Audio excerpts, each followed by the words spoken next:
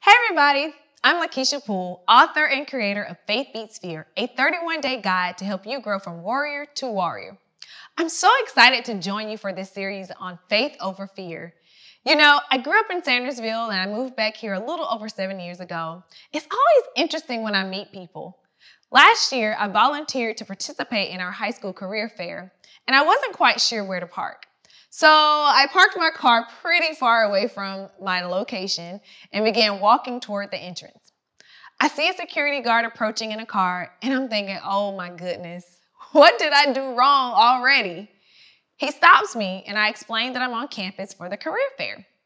And then he asks me about my name, and finally, that question that is always next. Well, who are your folks? I shared about my parentage, and he replied, oh yeah, I knew your dad. He was a good man. Then he says, you need to park closer to the front. That will be easier. This small town ritual is so interesting to me. Around these parts, it matters who you are. And who you are is more than your name or your job. It's your lineage. It symbolizes something to people.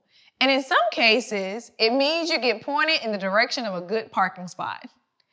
When I think about my relationship to my earthly father, I can't help but also see what it reveals about my relationship with my heavenly Father.